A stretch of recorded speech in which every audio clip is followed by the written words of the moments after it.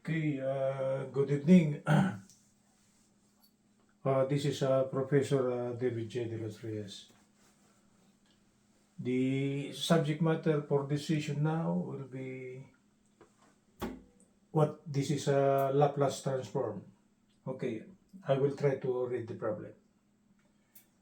We are given function of s equal to 3s minus 1 over the square of s plus 9.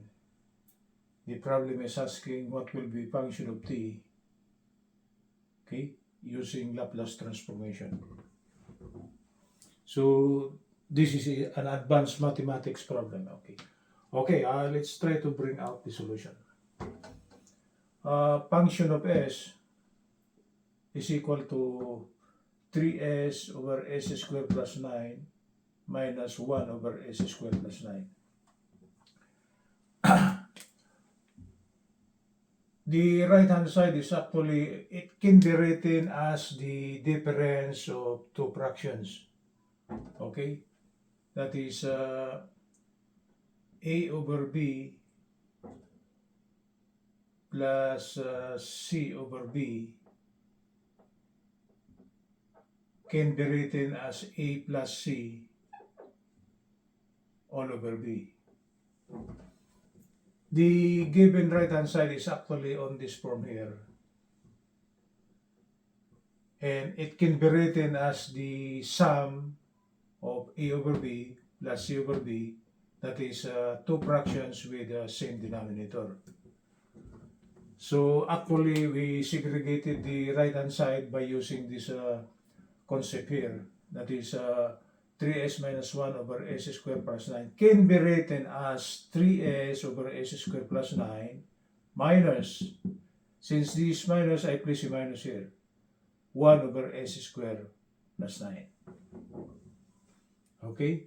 Oh, that's what we call that algebraic manipulation, right? So instead of using differential equation, we use algebraic manipulation to arrive at the unknown function of t. Again, function of s will be equal to this 3s here, we could bring it out. 3 times open bracket s over s squared plus 9 can be written as 3 squared minus 1/3 open bracket 3 over the square of s plus 3 square close bracket. I introduce 3 outside because if we try to bring out this 3 here, 3 over 3 is actually 1. So meaning, instead of placing this one here, I will write it as minus 1/3 open bracket 3 over s squared plus 3 square close bracket. Because 3 over 3 is 1, we have not changed the condition of the problem, right? So 1 over s squared plus 9 can be written as minus 1/3 open bracket 3 over s squared plus 3 square close bracket. Oh, that's algebraic manipulation. And to bring out a function of t, okay, we are solving for function of t, the unknown function of t. We will take the inverse Laplace transform of both sides. So I place it here. Take this symbol here is like a capital letter L with the exponent -1. The meaning of that is actually inverse Laplace. This symbol here with the -1 over here is inverse Laplace transform. Right? So I just simplify it. Instead of you placing the complete word inverse Laplace, I just put capital letter L with the exponent -1, meaning it should be inverse. Okay, I will try to erase this one so you know it looks good. So after this manipulation, we will take the inverse Laplace transform of both sides. So, okay, the inverse Laplace transform of small letter f as a function of s should be equal to it's just the same as in the integral. If there is a constant, we bring it out. So this will be 3 the inverse Laplace transform of s over s squared plus 3 squared. This is inverse Laplace. Minus 1/3, the inverse Laplace. Inverse, this is with the power negative 1, meaning inverse Laplace of 3 over s squared plus 3 squared closed quantity. And the final answer, I forgot to close this with an orange marker. So this is now actually our final answer. Okay?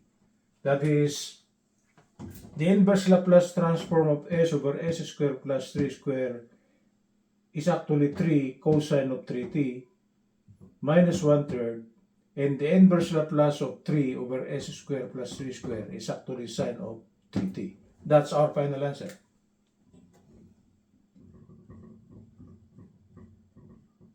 Okay, why is that so?